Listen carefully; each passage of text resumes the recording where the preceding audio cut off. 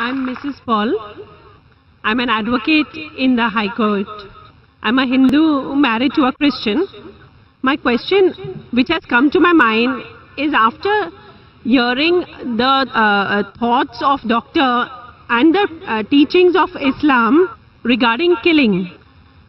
If killing is strictly prohibited in Islam, why don't the Muslim spiritual leaders openly criticize and unitedly fight the killings going on in the name of Jihad?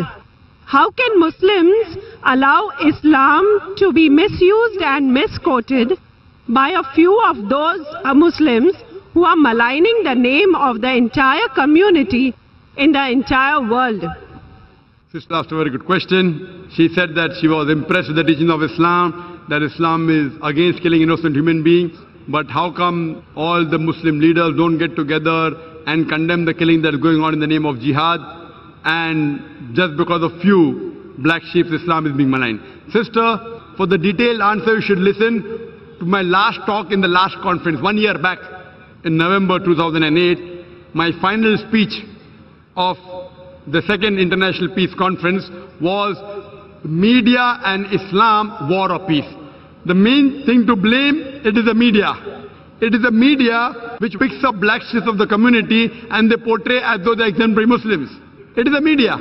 So what you see in the media is not what's exactly happening. Quran clearly mentions in Surah Maida, chapter number 5, verse number 32, that if anyone kills any other human being, whether it be a Muslim or non-Muslim, unless it be for murder or for spreading corruption in the land, it is as though he has killed the whole of humanity. And if anyone saves any human being, it is as though he has saved the whole of humankind. So killing any innocent human being is a sin in Islam. Not only is it a sin, it is as though you have killed the whole of humanity. So anyone killing, you find cases taking place, going on the street and a bomb blast takes place, etc. Killing innocent human being is totally prohibited. It's clear cut. And when I went to USA, I went to UK, we have Muslim organizations condemning what bomb blast took place in the tube station in London. We condemn it. I went to America, I found some of the Muslim organizations condemning what's happening in 9/11. I agree with them. I agree with them. What happened in 9/11? A few thousand people killed. It is to be condemned. Who did it? I don't know. I'm not saying Muslim did it. It is the media which is saying there's no proof at all. There's no proof.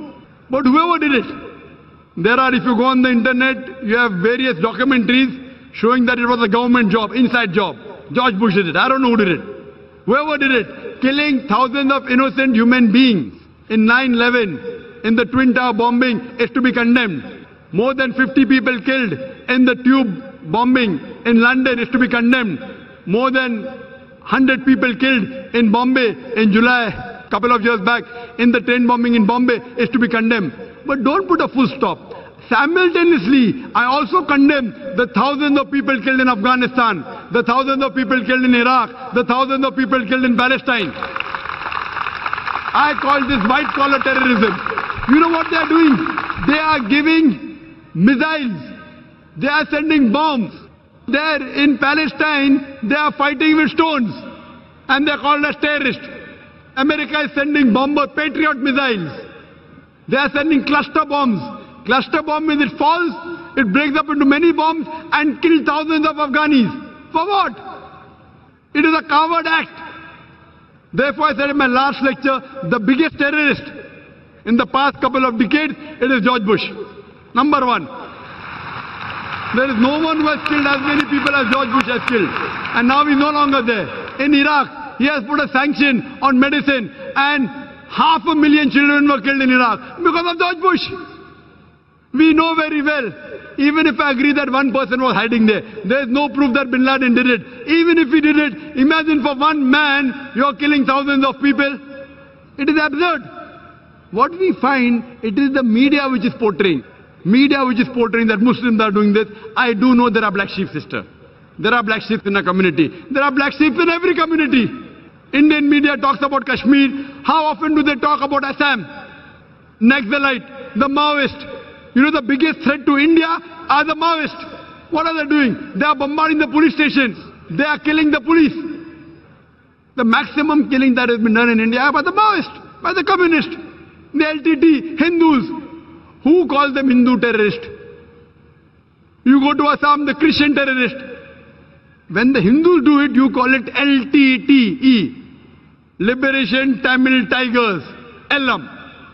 If you go to UK, IRA, Irish Republican Army, they are Catholics.